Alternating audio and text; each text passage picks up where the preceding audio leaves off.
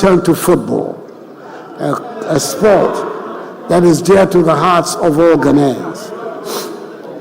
I'm sure I disclose no state secret if I state that I am myself an ardent football enthusiast and once played in the University of Ghana team with my friend, the late President John Evans Atta Mills, Fifi to me.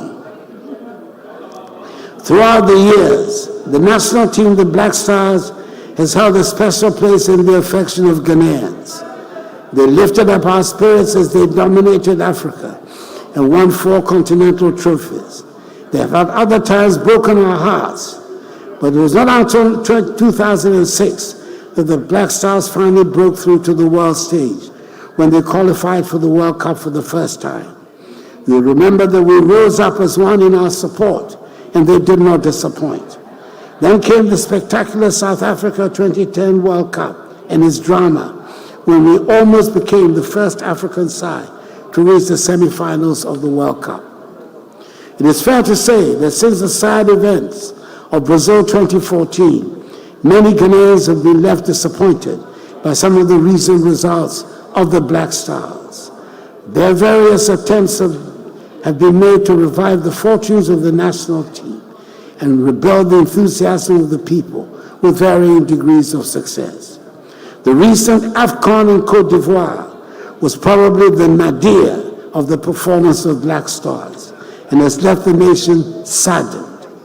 However, I am quite certain that the young men and the technical handlers would themselves have wanted to make our nation proud. And I believe that the captain, Andre Dede Ayew, meant every word when he rendered heartfelt apologies on behalf of his teammates to all Ghanaians for the team's early exit. Mr. Speaker, I believe it is time for us to take a long-term, far-sighted approach to correct what has gone wrong.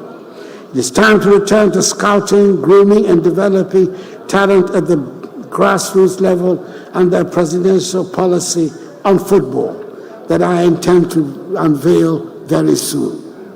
The School Sports Department of the Ministry of Education will work hand in hand with the Ministry of Youth and Sports in collaboration and synergy with the Ghana Football Association to build district, regional, and national juvenile teams for both girls and boys.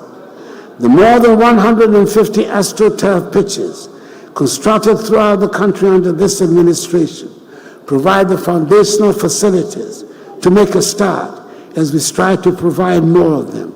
We should see a steady progression of talent up the ladder from the junior juvenile teams to the senior sides based on merit and nothing else. A similar approach has been tried before under the 5-year football development plan led by the late Ben Kofi, initiated under the MPP administration of President Akufo. It was under this plan that talents such as Asamoah Gyan and Stephen Appiah were discovered and nurtured. The results became evident to us and the world. It takes time, dedication, and patience. We cannot harvest where we have not planted and irrigated. I have no doubt at all that the Black Stars will rise and make us proud again. Mr. Speaker, the senior women's team, the Black Queens, who do not get half the attention the Black Stars get, have been performing quite creditably. They've gone for 10 matches without any loss until last December, and then when they lost narrowly to Namibia in the qualifying ground for the 2024 Women's African Cup of Nations. Even though they lost narrowly to Zambia in the first leg of the qualifiers for the 2024 Olympic Games.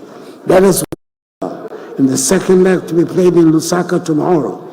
I hope they give us something to cheer about.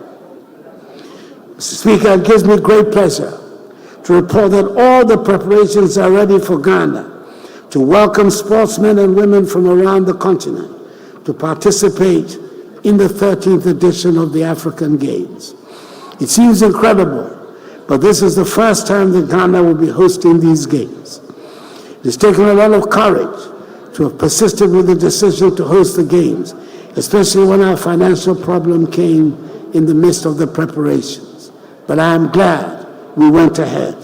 The preparations are all complete. And I was excited and very pleased with what I saw at Botima when I went to commission the Games Village some 2 weeks ago. We have high-class sporting facilities which will serve us well long after the Games are over. Some of the events will take place at the University of Ghana Sports Stadium. It is worth noting that this is a facility started under former President Akufo and was abandoned by successor governments. I'm extremely proud that this project has been finished under my stewardship, not just because of the Games, but also because it has taken 75 years of existence for Legon, Ghana's premier university, to have a sports stadium. I urge all Ghanaians to make our visitors welcome and to patronize the Games and cheer on the participants. Mr. Speaker, this is the 7th time that I've appeared before this House as President to give an accounting of the state of our nation. Luckily for me, I know my way around the place. Having spent